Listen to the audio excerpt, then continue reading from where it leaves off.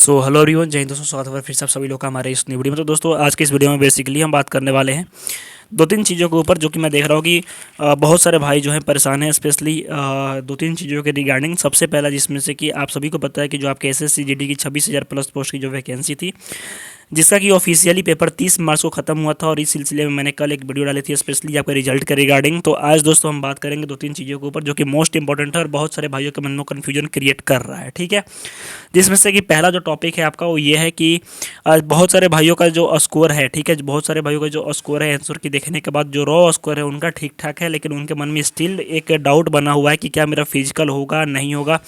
इस चीज़ के रिगार्डिंग वो परेशान है। ठीक है, इसके अलावा दूसरा जो इंपॉर्टेंट डाउट है उनके मन में कि जो आपके दो वेबसाइट है, एक है आपका रैंक आईक्यू, ठीक है, रैंक आईक्यू, और एक है आपकी रैंक मित्रा। ठीक है, तो इस पे जो नॉर्मलाइजेशन वाला स्कोर दिखा रहा है, क्या वो सही है गलत है, क्या नॉर्मलाइजेशन का फ़ायदा हमको मिलेगा या नहीं मिलेगा।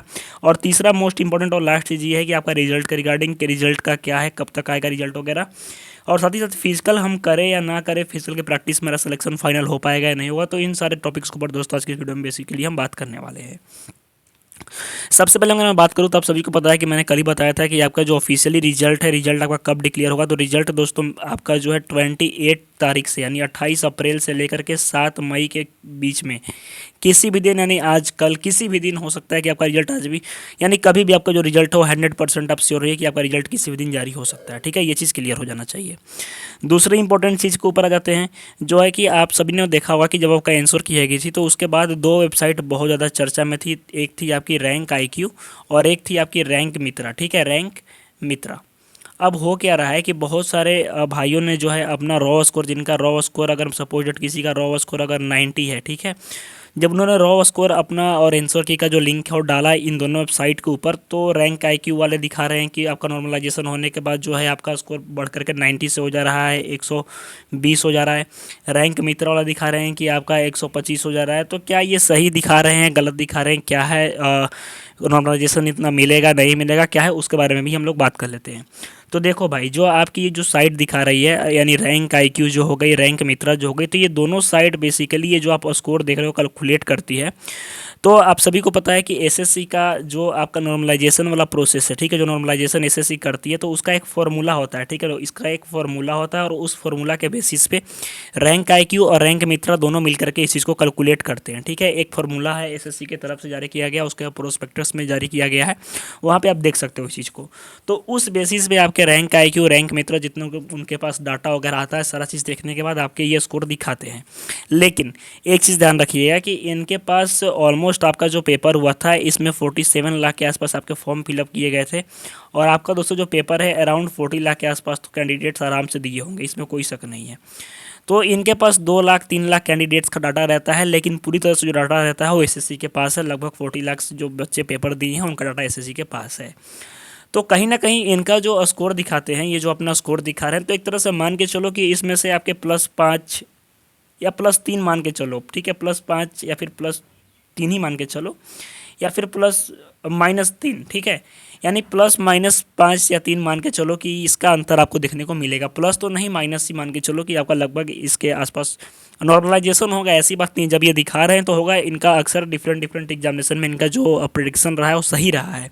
तो कहीं ना कहीं ये चांसेस है कि अगर आपका 120 दिखा रहा है तो ये 120 ना होकर के 115 हो जाएगा, इसमें कोई शक नहीं है। 115-16 हो जाएगा, इसमें कोई डाउट नहीं है, नो डाउट। ठीक है, तो अगर आपका रॉ स्कोर इतना होने के बाद, यानी जितने भी लोग अपना जो कैलकुलेट करने के बाद अगर उनका जो नॉर्मलाइजेशन स्कोर है अगर दिखा रहा है हाई हो रहा है, उनको लग रहा है कहीं ना कहीं कि नहीं इतना ठीक है, तो भाई आप फिजिकल के लिए लग जाओ, इसमें कोई शक नहीं है।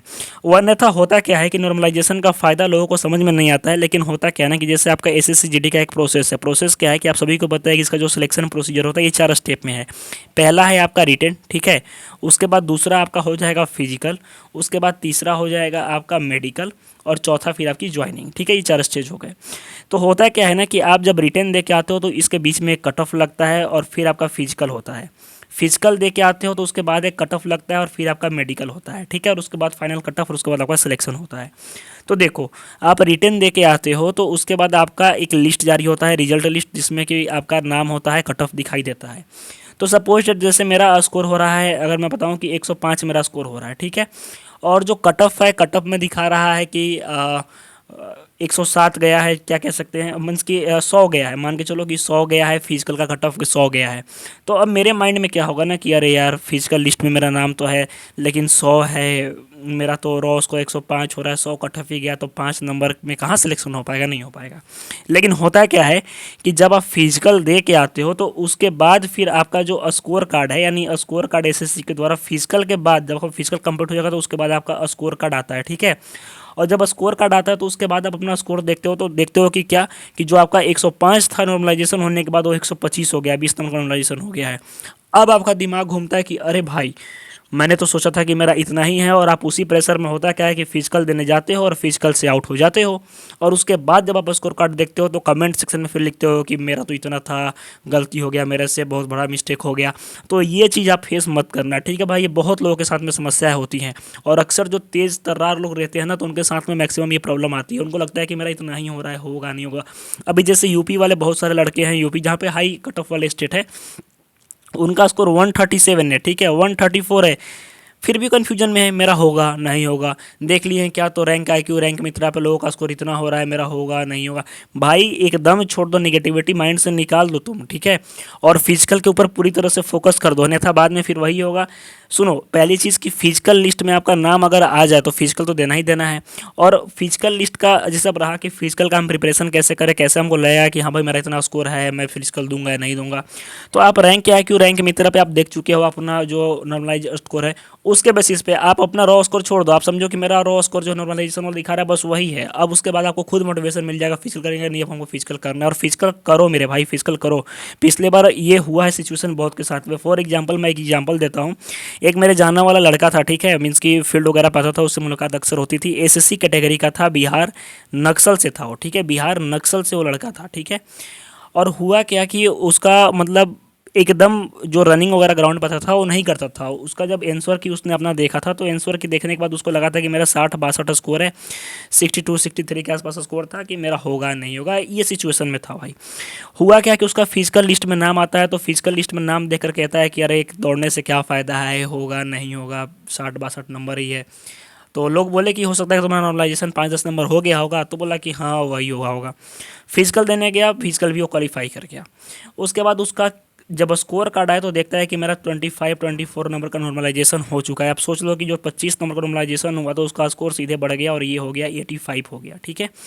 और यहाँ तक कि जो मीन्स कि जिनका स्कोर ठीक था, दौड़ते थे वगैरह वगैरह, उनका सिलेक्शन किसी किसी का 0.5 से 0.2 से नहीं हुआ, और इस बच्चे का जो है फाइनल सिलेक्शन हो, इसको बीएसएफ लॉट हो गया। तो ये लक कह सकते हैं हम। तो भाई एक चीज़ के ऊपर आप मेहनत करो, फिजिकल के लिए आप लगे रहो, क्योंकि अब फिजिकल जो है 100% आप श्योर रहो कि मई में आपका फिजिकल लास्ट तक कैसे भी, लेकिन इस महीने में आपका फिजिकल जो है 100%, वो 110% फिजिकल आपका हो जाएगा, एकदम श्योर रहिएगा, ठीक है। तो आई होप दोस्तों की सारी जानकारी आपको समझ में आ गई होगी। तो मिलते हैं नेक्स्ट वीडियो में, तब तक धन्यवाद, जय हिंद।